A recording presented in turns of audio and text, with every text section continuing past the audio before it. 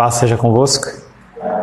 Louvamos a Deus por essa oportunidade que o Senhor nos dá.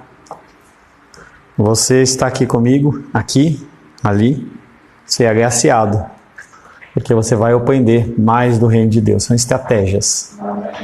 Se você está com qualquer outra ocupação, você está lascado, entendeu?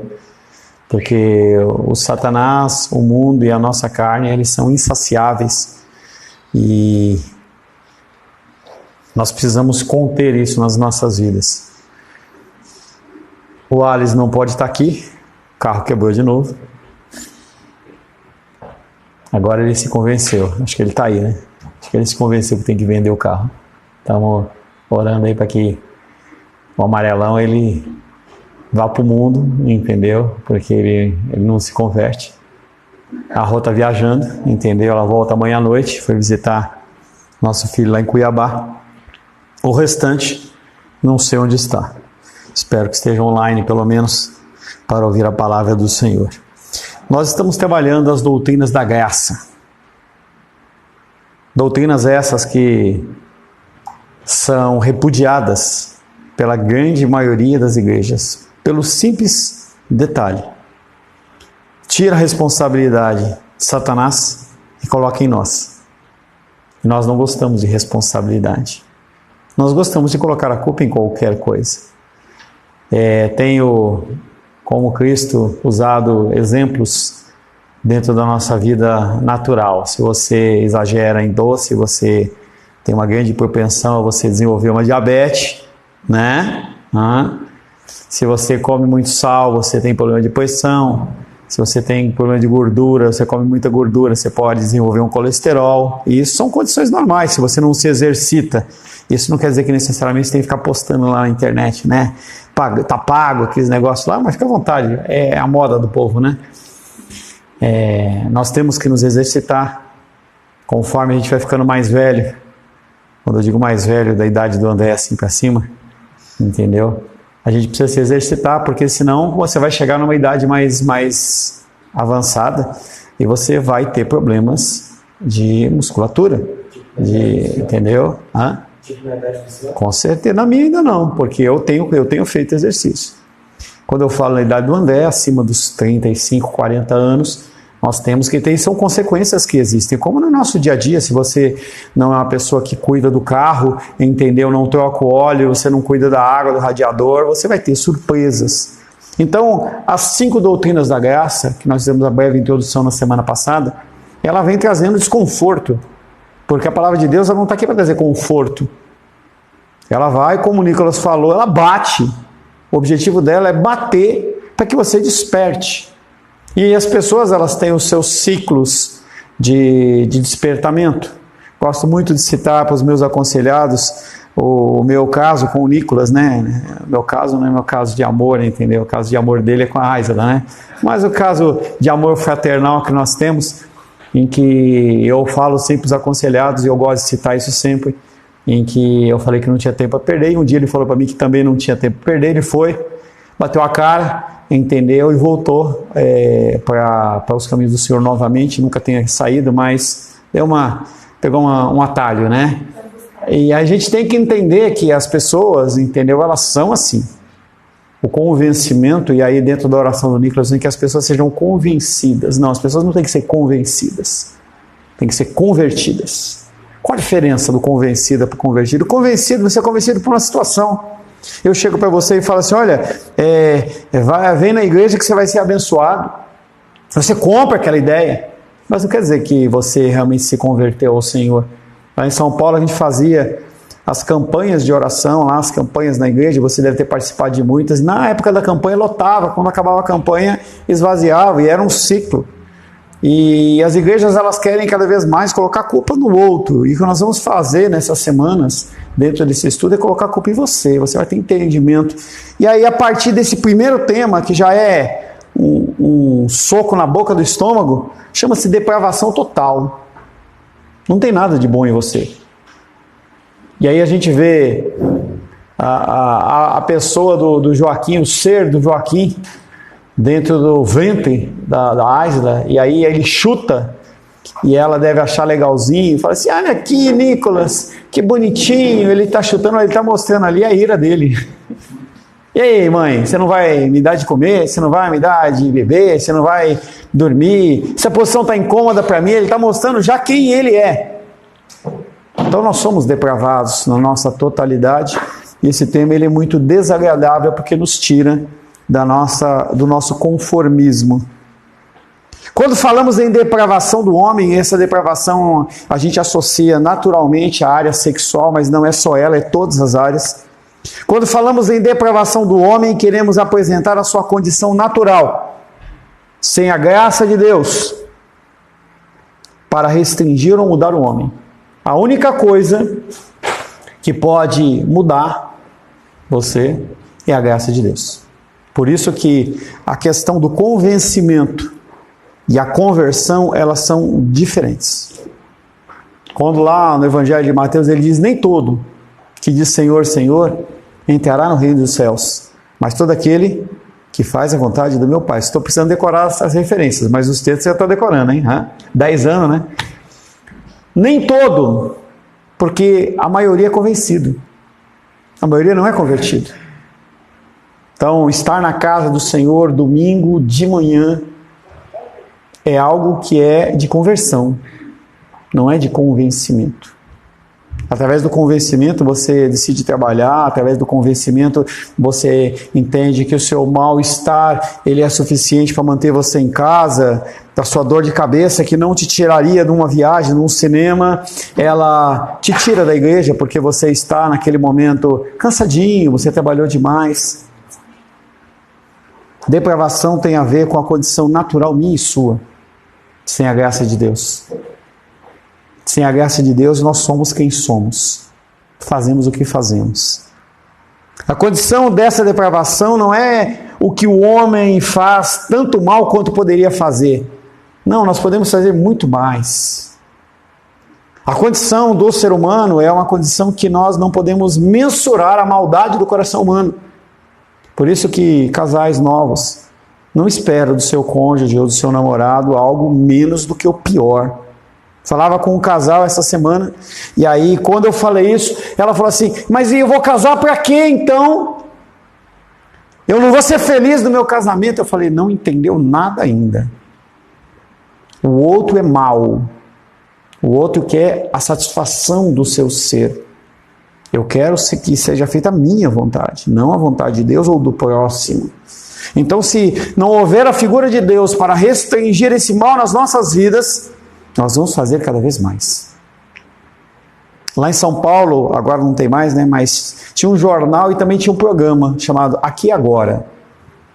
Gil Gomes. E ele falava, Aqui e Agora. E ele falava de notícias sangrentas. E mostrava filho matando pai. Situações daquela Suzane Ranchofen lá, entendeu? Que contratou 2 para matar o pai e a mãe para ganhar a herança, era coisa comum naquele jornal. Aquilo só não acontece na sua vida, porque na sua vida existe a graça de Deus. É Ele que retém. Não é porque você é bonzinho. Você pode ter um fator moral na sua vida. Você foi criado numa família com princípios cristãos, então tem certas coisas que você fala assim, eu não vou fazer. Mas se a graça se afastar, você faz. Tem aquele ditado popular que diz que todo mundo tem o seu preço. Qual é o seu preço? É a saúde? É o financeiro? E aí a gente começa a colocar, tem uma matéria em teologia que fala que é ética cristã. Então, uma situação extrema. Nicolas e Ágila estão saindo e eles são abordados por pessoas extremistas islâmicas e o cara chega para o Nicolas e fala assim, ou você nega Cristo ou eu mato a seu filho agora. O que Nicolas faria? Eu não gostaria de ser colocado numa situação como essa porque eu não sei o que eu responderia. Deus, por saber como eu responderia, Ele me poupa de situações como essa. É por isso que quando nós vemos a igreja perseguida, a gente vê quão frouxo nós somos. O que essas pessoas passam sem negar a Cristo, quão frouxo nós somos. Tem um livro que está lá na minha mesa, que hoje eu uso de apoio do meu laptop, para ele ficar mais alto um pouquinho, que mostra a trajetória de um homem chinês, em que ele sofreu o inferno, e ele não negou a Cristo. Qual que é o nosso limite? Sem dúvida, o homem poderia fazer para com o seu próximo mais atos maus do que ele faz. Mas se ele é restringido de fazer esses atos maus por motivos que não sejam a submissão a Deus, mesmo essa pretensa virtude é mal aos olhos do Senhor. Que loucura! Eu deixo de fazer o mal que a sociedade diz, e mesmo assim aquilo é mal aos olhos do Senhor, porque a motivação não é Deus. Eu posso exigir que você venha à igreja. Pais podem fazer isso. Eu exijo que a Luísa, com 18 anos, venha para a igreja. E ela vem. Isso não é bom. Porque eu tiro na condição dela decidir. Porque a salvação ela é individual. Não há como eu forçar a minha filha a vir para a igreja. Hoje, quando a Rosângela viajou, normalmente a Rosângela que movimenta a casa de manhã, e eu acordo cedo para fazer uma breve revisão, orar para que você venha, chegue no horário, todos aqueles negócios lá, tem que orar mais forte, né? E eu volto para deitar mais um pouco, e quando é 8 horas, a gente faz o nosso aplicativo Glorify, que inclusive, pelo menos no meu celular da Luísa está com erro lá na oração final. E aí nós vimos para a igreja, mas se a Luísa disser que não quer vir, eu não posso forçá-la. E aí eu bati na porta dela, e ela, estou me arrumando, pai. Eu não tenho como. Se ela for convencida, mesmo ela vindo na marra, não é agradável aos olhos do Senhor. Há uma fase em que nós podemos exigir, mas ela não está mais nessa fase. Daniel está nessa fase. Ela não está. Gabriel e Rafael não estão. Nós podemos nos entristecer, mas nós não podemos obrigar. Se a minha ação ela é feita por qualquer motivação que não seja a vontade, a glória do Senhor, não é bem visto ao Senhor isso. Romanos 14, 23. Pastor, mas ela tem um poder de decisão, claro. Ela quem? A Luísa. Ela tem um poder de decisão, mas isso não dá o direito dela de se respeitar como pai, tá? Dizer que não vai para a igreja, não é. Dizer não. Mas não, aí nós já trabalhamos o conceito... Isso aí, ela chegar não. Te ofender. Não. Tá. Na época do Antigo Testamento, um pai que desrespeitasse o filho era colocado no paredão, ele era apedrejado. Filho, claro. Uhum. O filho, ele não tem condição. É tão doido isso que na igreja do John MacArthur, que é um exponente da cultura nossa evangélica, em que eu não concordo em algumas coisas dele, se eu tendo a Luísa como filha, e eu sou pastor na igreja dele, e ela se rebelar, eu não sou mais pastor. Eu sou destituído do cargo, porque se eu não consigo cuidar da minha casa, como que eu vou cuidar da casa do Senhor? Romanos 14, 23. Mas aquele que tem dúvidas é condenado se comer, porque o que faz não provém de fé, e tudo que não provém de fé é pecado. Fé. Alicerce da fé vem da graça de Deus, porque a fé é algo que você não vê, e a graça é um favor imerecido. É uma sequência de coisas que vem acontecendo sobre a nossa vida, fazendo com que nós desenvolvamos a nossa fé. E a fé, ela só vem pela leitura, ou pelo ouvir e ouvir a palavra de Deus. Você vê que é uma sequência de coisas. Se você não é filho, você não tem graça. Se você não tem graça, você não tem fé. Se você não tem fé, não há o que crescer e não há o que desenvolver. Você vai continuar como uma pessoa no mundo. Pode ser uma pessoa boa aos olhos da sociedade, mas nós temos que sempre lembrar que o fator moral, ele varia conforme o tempo na sociedade. São valores. Os valores, eles mudam. Já falei para vocês, década de 40, eu não sou dessa época, né? Misericórdia, mas década de 40, década de 30, você ser uma pessoa obesa, você era uma pessoa rica, você era uma pessoa saudável. Olhar para uma pessoa magricela, o cara é pobre. Então você vê que os valores eles mudam.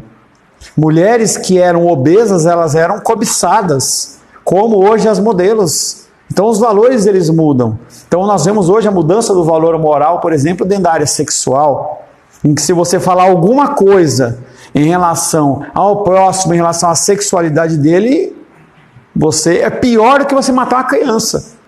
É assim que a sociedade entende. Por isso que essa variação do moral da sociedade, ela não é referência para a gente, referência às Escrituras, que é imutável. Então ele vem falando que tudo que você fizer que não provém da fé é pecado. Eu obedecer sem ser pela fé é pecado. Olha como a coisa complica. Você começa a olhar para a sua pessoa e você começa a ver quem você é diante de Deus, que é o que importa. Isso é uma acusação radical de toda virtude natural. E a pessoa é tão boa, tão bom, olha como Daniel é bonzinho. Qual a motivação? Isso é uma acusação radical de toda virtude natural que não flui de um coração que confia humildemente na graça de Deus. Tudo tem que ser colocado aos pés do Senhor. Já falei para vocês sobre como eu tenho sido abençoado. E eu tenho realmente, com todas as minhas forças, abençoar pessoas dentro dessa área financeira. E aí, sábado eu estava conversando com Deus e eu comecei a chorar. Chorei de alegria em ver as coisas acontecendo dentro desse campo financeiro. Nicolas e Aisla compraram a ideia, eles vão se dar muito bem com isso. Minha filha comprou essa ideia, ela vai se dar muito bem com isso. Gabriel comprou a ideia. E aí você, quando começa a entender algumas coisas, eu comecei a ver. E aí um investimento lá de um rapaz, eu estava trabalhando com um rapaz que é cristão, ele fez um investimento numa plataforma lá de 20 mil reais. E ele falou para mim assim, eu vou dar uma grande parte desse lucro para obras missionárias. Eu comecei a chorar. Porque eu comecei a ver, e aí eu liguei para um pastor amigo meu e falei assim, cara, nós estamos sendo abençoados e nós temos que abençoar. Abrimos um polo lá no Maranhão em que nós estamos dando curso. Eu vou para o Maranhão agora no final de, não lembro, acho que é em maio. E aí o pastor falou assim, nós podemos abrir para ouvintes? Eu falei, pode, mas com motivo. Você vai destinar 100% para obras missionárias. Ele ficou espantado. E não falta. É o princípio do dízimo e oferta, ele não falta. E a minha motivação, e eu toda vez eu ajoelho e falo, Senhor, não permita que meu coração se perverta, mas eu faço isso para a tua glória. E eu coloco nas mãos do Senhor, me alegrando nessa situação toda. É uma acusação radical de toda virtude natural que não flui de um coração que confia humildemente na graça de Deus. Você tem tudo que você tem, pela graça de Deus. Me alegro sobremaneira quando eu vejo Nicolas e Aisla e o Joaquim vindo. Que bênção. Quão afortunado Nicolas é, quão afortunado a Aisla é. Uma Aisla que tinha um coração duro, que queria conquistar o mundo. Se desse uma espada na mão dela, ela conquistava o mundo. Ela vai se amoldando aos princípios do Senhor, não porque ninguém está exigindo, ela vai se convertendo o coração dela, e isso é bendito para 1000 gerações. Aleluia. Imagina, falava isso com algumas pessoas essa semana, imagina, Nicolas e Aisla, daqui a 500 anos, se Jesus Cristo não voltar, o fruto da semente de vocês bendita, um fruto que começou na vida do Nicolas, com muito mais luta, com muito mais dificuldade, conforme isso vai sendo trabalhado nas outras gerações, entendeu? Por testemunho, por influência, você vai vendo que a luta ela é mais fácil. Eu não vejo o quebrador de pedra que teve no relacionamento do Nicolas, do Felipe com a Rayane, no teu relacionamento. É isso que a gente tem que começar a entender. Porque tudo procede de Deus. Não é a minha ação, não é o meu agir, não é o meu falar, não é nada, não é a tua vontade, é a graça de Deus sobre as nossas vidas. Porque se não fosse assim, nós estaríamos na estatística de casais divorciados. Teria, entendeu? Teria. Como a coisa muda e eu não quero aceitar, nós somos depravados, e essa é a ideia macro que nós estamos tentando vender. Separei um exemplo prático para tornar mais clara a acusação a respeito dessas pretensas bondades humanas. Um pai, tem um filho na idade da Luísa. Vamos colocar, a Luísa me permite usar ela como exemplo e eu como exemplo. A Luísa já está dirigindo e ela fala assim, eu quero sair com as minhas amigas. E eu falo para ela, você pode levar suas amigas, sair com as suas amigas, vai sair dirigindo, só que eu quero que você lave o carro. Combinado? Combinado. Na semana, no dia de sair, ela fala para mim assim que ela vai sair, mas ela não quer lavar o carro. E eu falo para ela, o combinado não é caro, nós fizemos um acordo lá atrás. E não é questão do lavar o carro, é a questão da pessoa entender que há partidas e contrapartidas em todas as coisas. E aí eu vou entrar no que o André está falando. E aí ela chega para mim e fala assim, olha, eu não vou lavar o carro. E eu bato na mesa e falo, se você não lavar o carro, você não vai. E ela com raiva, pega a mangueira, pega a bucha, pega o balde, coloca sabão e vai lavar o carro. Irada. Não é bendita aos olhos do Senhor. E ela está fazendo isso apenas porque ela quer algo em troca. Nossa vida é assim. E nós temos que mudar essa situação. Essa ação do filho, ela não é abençoada. Qual que é a motivação por fazer uma coisa ou fazer outra? Qual a motivação de eu estar vindo para a casa do Senhor? Qual a motivação de eu ser pastor? Será que é simplesmente para pegar uma porção do dízimo de vocês e sustentar a minha casa? Muitas pessoas fazem isso. Qual a motivação? Essa obediência, entre aspas, ela é apenas externa. Entendendo que, muitas vezes, nós temos que agir de fora para dentro. O conceito de dízimo é algo que vem muitas vezes de fora para dentro. Ah, é o gafanhoto, é o demônio não sei das quantas. Você começa a ver, quebrar a televisão, aí você já coloca a culpa no cão, entendeu?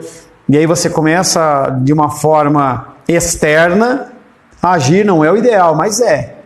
Então, fazer academia, fazer exercício, eu sinto muito, quem gosta, gosta. Eu não tenho prazer nenhum em ficar 1 hora lá na frente do monitor, lá eu faço em casa, entendeu? Ficar na bicicleta rodando, eu quero ficar no sofá, eu quero comer porcaria, entendeu? Eu quero ficar na boa, mas isso faz diferença. Mas conforme você colocando isso em prática, você muda a motivação do seu coração. Então não é o ideal, mas pode acontecer, em que você muda externamente, para depois mudar internamente.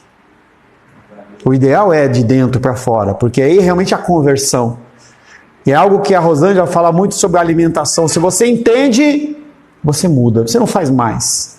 Então, para mim ainda é um atrativo, um miojo, ela brigou comigo quando eu dei o exemplo do miojo, é um atrativo, um pão de trigo com glúten. Para ela não é atrativo. Ela sabe que aquilo não faz bem para ela. E por não fazer bem para ela, ela decidiu. Não porque... Não, ela entendeu que ela precisa de uma alimentação mais saudável. E aí ela muda de dentro para fora. Ela não precisa fazer força. A área cristã e espiritual também é assim. Você não precisa fazer força. Ler a Bíblia, para mim, é uma coisa natural. Não é porque eu sou pastor. É natural, faz parte da minha vida. Faz parte da minha vida. Tem que fazer parte da vida das pessoas. A oração tem que fazer parte da vida das pessoas. Então, algumas pessoas, elas vêm para a reunião de oração de quarta porque tanto que eu importuno. Estava conversando com um amigo meu, e aí ele estava participando de um investimento lá. Eu falei, ei, você entrou? Ele falou, cara, eu coloquei porque o cara não parava de me encher. Que é a questão do juiz. Você vê essa passagem do juiz em que o cara começa a importunar o cara, ele fala assim, deixa eu dar logo essa solução para esse cara aí, porque esse cara não para de me importunar. Tava lá o cara dormindo com os filhos, bate alguém na porta, 1h da manhã, o filho bate na porta, ela fala assim, tô chegando na venda das rosas, tem um amigo meu aqui que chegou, eu preciso dar comida para ele, e eu bato na porta, cara, eu tenho que levantar, senão ele não para de bater, eu não vou voltar a dormir. A motivação externa, ela existe. O ideal é que seja interna. O coração do adolescente está errado, no caso do exemplo que eu dei. Isso é o que eu pretendo dizer quando falo que toda virtude, entre aspas, humana, ela é depravada.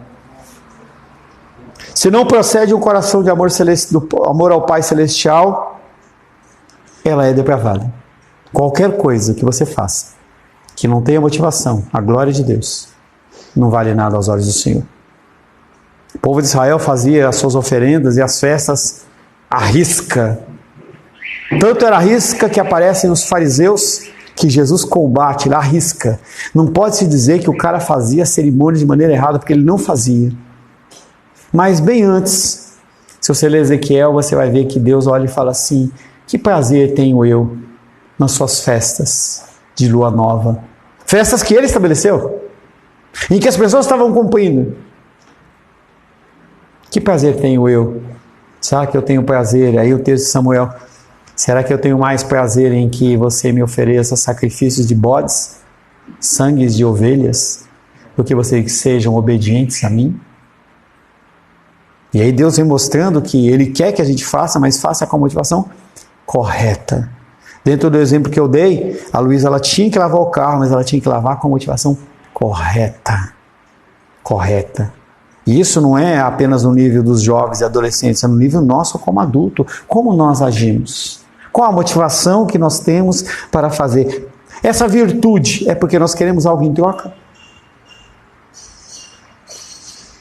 A condição terrível do coração humano nunca será reconhecida por pessoas que a avaliam apenas em relação a outras pessoas. Se você quiser comparar você com o outro, você não vai ver o seu mal. Não vê. Não tem como eu ver o meu mal olhando para o Felipe. Porque o Felipe, ele é tão pecador como eu. Na verdade, eu sou mais que ele. Como que eu vou me comparar com o Felipe? Então eu tenho que procurar uma pessoa que é melhor que eu. Mas será que há algum ser humano que é melhor que eu? Não existe. E isso é um grande conflito quando você vê uma pessoa que mente e uma pessoa que é um assassino, um estuprador. Para Deus é pecado. Há consequências diferentes, mas a pessoa ela é digna do inferno da mesma maneira.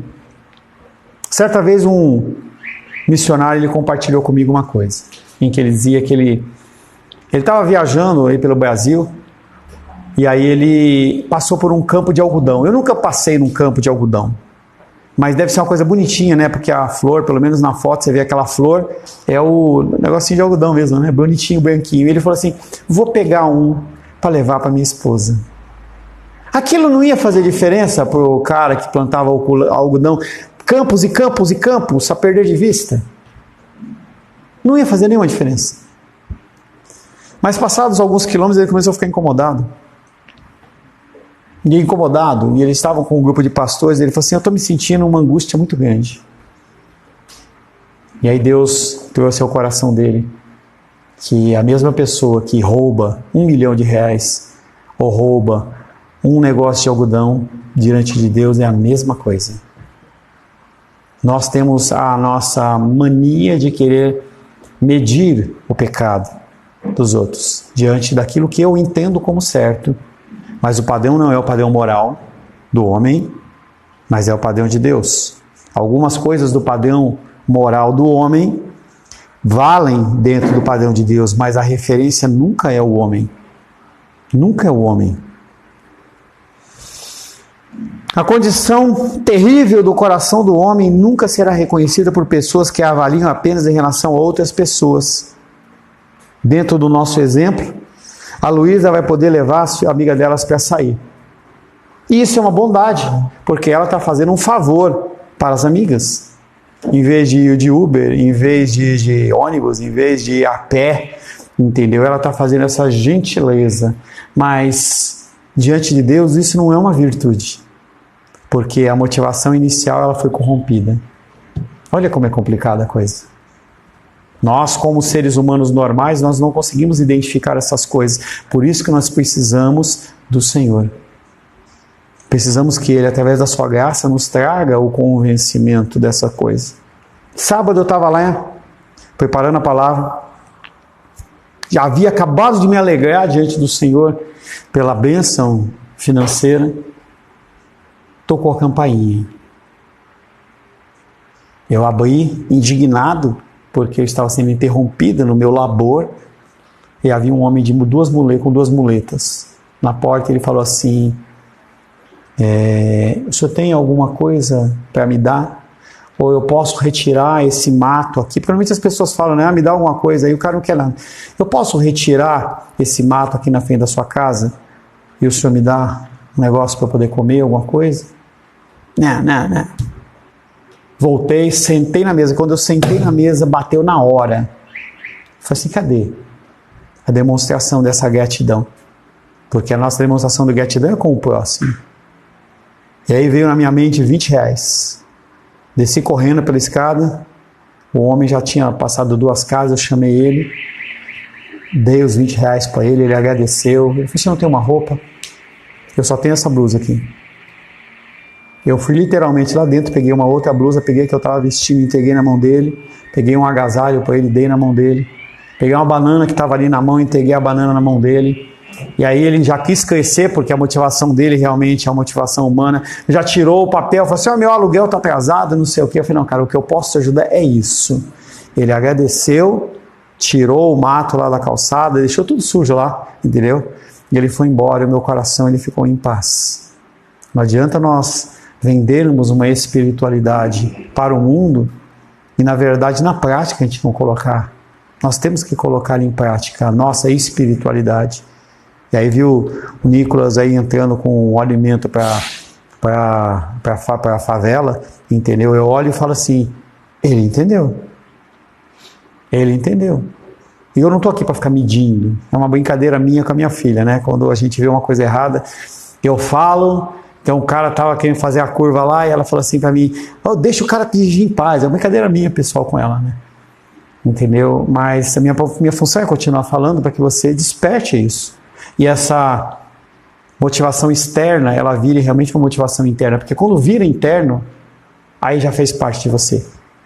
Aí eu não preciso mais falar. Você já tem aquilo como uma verdade para você. A condição terrível do coração do homem nunca será reconhecida por pessoas que a avaliam apenas em relação a outras pessoas. Seu filho poderá levar os amigos para a festividade. Isso é bondade, entre aspas. E eles, amigos, experimentarão esse benefício. Portanto, o mal das nossas ações nunca pode ser medido apenas pelo dano que causa a outros seres humanos. Mas, primariamente, nós temos que pensar na figura de Deus. Nós já lemos Romanos 14, 23, lê de novo, que diz assim,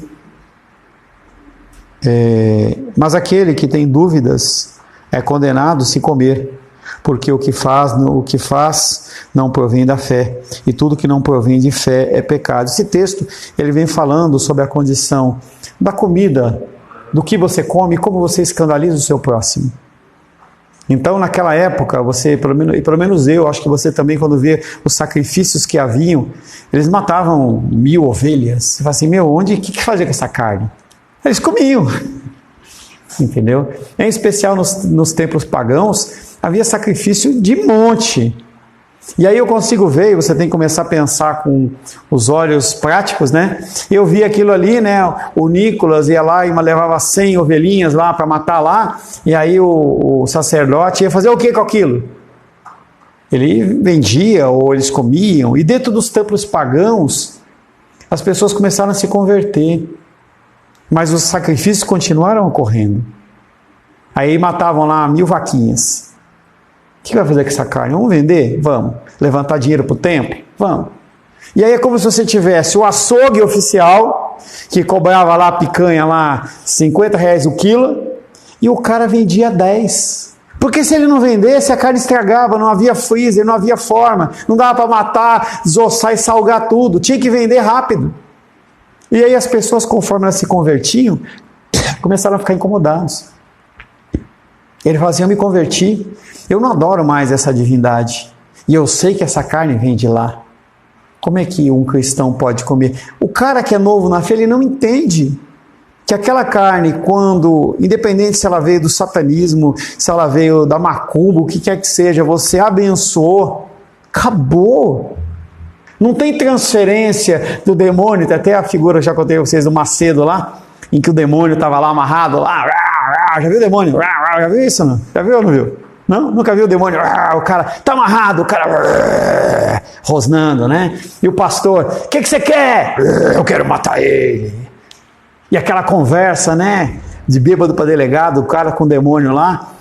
E você entrou como nele? Ele falou, eu entrei pela farofa. O cara comeu a farofa da encruzilhada, aí o demônio entrou pela... Isso não existe! Quando você abençoa, acabou o efeito negativo. E não é para você tentar Deus comendo coisas consagradas a ídolos, nem coisas contaminadas, como a gente vê algumas histórias em que a comida estava contaminada e o profeta fala, o cara grita lá, morte na panela! O cara pegou e colocou cogumelo venenoso. E aí o profeta gritou do outro lado assim, farinha nela! Farinha abençoada, cortou. Não é porque a farinha tem algum poder, é a oração dele que quebrou aquilo. Quando nós oramos, acaba. Mas o povo que é novo convertido não entende isso. E aí o que aconteceu? Paulo falou assim, se é por causa da motivação de você cuidar do teu irmão, não coma. Se você não come, ele não vai ser levado à indução do pecado, ele não vai entender que aquilo é pecaminoso. Então esse texto ele vem falando que você tem que fazer isso pela fé. Como que eu posso abrir mão de uma coisa que é bendita para mim só pela fé do irmão? Para que o irmão, pela graça de Deus, você olha para a pessoa e você dá a ela não o que ela merece, dá a ela o amor de Deus. Perdão é isso. A pessoa não merece, a pessoa pisou no teu calo, ela te roubou, ela te magoou, ela te entristeceu e você vai lá e perdoa. Porque é bendito aos olhos do Senhor. Mas quem consegue fazer isso com a motivação correta? Apenas que estão debaixo da graça. Eu posso pedir perdão por Nicolas, porque ele é meu chefe? Posso. Mas qual a motivação? A motivação é que eu não vou ser mandado embora. Não é agradável a Deus. O texto de Romanos 14, 23 deixa bem claro que a depravação é a minha condição e a sua condição. É assim como nós somos. Não espere do próximo nada menos do que o pior. Não espere, porque senão você vai se frustrar. Eu não posso esperar que você dê prioridade. E no começo do ministério pastoral você luta muito contra isso. Poxa, eu orei, eu me dediquei à palavra, eu fiz isso, fiz aquilo. Cadê o povo? E aquilo é angustiante. É angustiante você começar um culto com uma pessoa, duas pessoas, mas aí seu coração ele começa a ser trabalhado em que você tem que entender que cada um tem o seu tempo e a sua função é falar. Como as pessoas vão se converter se não há quem preguem? Bendito aquele que professa o Evangelho e espera que realmente a pessoa ela seja alcançada, como o Nicolas falou, entendeu? No convencimento, ou então depois quando ele falou que venha alcançando a pancada mesmo. O texto deixa claro que a depravação é a minha condição e a sua condição. Nós somos depravados. Primeiramente em relação a Deus. E depois em segundo ao homem. Nós olhamos para um Deus bendito, mas nós não o amamos. Nós não demonstramos. Se eu digo que amo a minha esposa e eu não a trato com respeito, eu não a amo. Mas eu dou presente para ela. Isso não é amor. É o problema das datas comemorativas que eu digo para vocês. O problema não é a data, é o que você faz depois.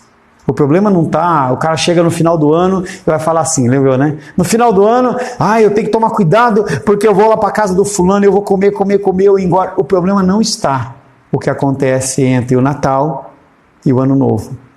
O problema está entre o que acontece do Ano Novo até o Natal. Não ponha a culpa do problema seu de saúde por causa de 7 dias ou 10 dias que você exagerou na comida. De 10 dias, 15 dias, você tem mais 300 dias que você poderia ter se cuidado e estar abençoado. Então, não adianta você querer ser bom apenas numa data ou num período. O texto deixa bem claro que a depravação é a minha condição. Primeiramente, a relação com Deus. Se eu não entender que eu estou mal com Deus porque eu não oro, porque eu não leio, não tenho tempo com Ele, eu não vou mudar. E é interessante a gente ver os jovens, né? Então, às vezes eu fico brincando com a Luísa assim, e aí estou eu com a Rosângela, com aquelas... Eu sou mais peguento, né? Como a Rosângela fala, né? E aí eu fico lá fazendo, meu amor, aqueles negócios lá, a Rosângela é mais na dela, né? E aí eu falei assim para a Luísa, falei assim, oxe, ainda vou ver o dia, né? Em que a Luísa vai ficar assim no telefone, desliga aí, vai. Não, desliga você, né? E aí ela olhou para mim e falou assim, de jeito nenhum eu vou fazer isso. Eu falei assim, todo mundo fala isso. Todo mundo fala isso. Todo mundo, entendeu? Todo mundo, entendeu? Aquela paixão inicial, entendeu? Em que parece que você não respira sem o outro, entendeu? Isso amadurece, entendeu? Isso amadurece. Mas como que a gente pode pensar, por exemplo, num relacionamento em que a pessoa não tem prazer então com o outro? Como é que você pode querer viver a eternidade com Deus se você não quer passar tempo com Ele agora? Se outras coisas são tão importantes. E aí eu volto para o exemplo do amado e da amada. O amado olha lá em Cantares e fala assim, ela é a minha amada e ela é minha. E a mulher fala, ele é o meu amado e ele é meu, só meu. Se a gente não tem esse amor com Deus, como é que a gente pode dizer que a gente o ama? Então a gente tem que entender que essa depravação, ela faz o quê? Nos afasta desse Deus, porque nós somos confrontados pela bondade do Senhor. Eu sou o mal e leio a Bíblia, eu sou confrontado. Por isso que tem tantas igrejas cheias sem nada de palavra, porque a pessoa ela quer apenas um paliativo, um show. E aí nós temos a condição do nosso relacionamento com Deus, e Deus deixa bem claro, através de Cristo, dizendo, amar a Deus sobre todas as coisas e o próximo como a mim mesmo. Eu não amo a Deus se eu não tratar bem a Menísia. Eu não amo. Se eu não tiver consideração pela minha filha, se eu não tiver consideração por qualquer um de vocês, ou qualquer pessoa, eu não amo a Deus. Eu amo a mim. Então ele fala, ame a Deus sobre todas as coisas, e, eu já falei para você, e é uma coisa mais a outra. Não é uma coisa ou a outra. Não, eu amo a Deus, mas eu amo a Deus do meu jeito. Não existe isso. Amor é amor. Amor é entrega. Amor é... Tem até as figurinhas da década de 80, fala assim, a maré. Aí aparecia dois bonequinhos assim, com as frases esdrúxulas lá, e os namorados trocavam aqui. Amor é demonstração prática do seu respeito, do seu carinho, da sua preocupação com o próximo. Aí você está dizendo que você ama a Deus. A menos que comecemos neste ponto, que ponto? Eu sou o mal. Jamais compreenderemos a totalidade da nossa depravação natural. A depravação do homem, ela é total em pelo menos 4 sentidos. Para nós irmos para o nosso intervalo, o primeiro dele é que a nossa rebelião contra Deus, ela é total. Mas eu estou na igreja, pastor. Sou rebelde. Eu não quero fazer. A gente vê isso muito expresso na vida das crianças, nas vidas dos jovens, dos adolescentes, mas também na figura dos homens. Adultos, seres humanos adultos. Nós não queremos a Deus. Quem não gostaria de ficar dormindo até um pouquinho mais tarde? Poxa, ver o povo correndo lá no Guará, lá em volta lá, entendeu? Depois tomando um lanche lá na padaria. Isso é agradável. Se você é convencido, você tem o seu coração pendido para isso. Estou vendo, eu fico falando com vocês, aí mostra a pessoa passando com o cachorrinho, e vai para cá, aí para ali na frente da árvore, pega lá as frutinhas, o cara tem o casalzinho lá, tem 3 cachorrinhos, né? Aí agora não, mas outro casal parou e comeu as frutinhas lá, que coisa abençoada. Vou estar na igreja ouvindo dizer que eu sou perverso, que eu sou mau, mas o coração convertido, ele não consegue mais comer dessa papinha.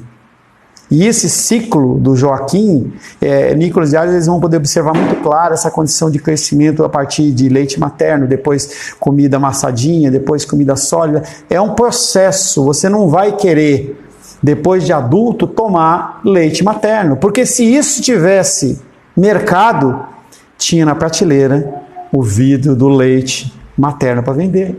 E por que não tem? E por que quando você vai no mercado, você não vai lá e compra uma papinha? Isso é tão gostosa. Porque você cresceu. Você foi convencido primeiro e depois você se converteu na sua alimentação, porque você precisa de mais coisa. Você pode até gostar de comer uma coisa ou outra dessa aí, fazer uma graça, mas aquilo não faz parte da sua alimentação diária. Então, quando nós voltarmos no nosso intervalo, nós vamos estar falando sobre a maldade e a rebelião do meu coração e do seu coração contra Deus, que ela não é parcial, não é 10%, é 100%. Louvamos ao Senhor em nome de Jesus. Amém.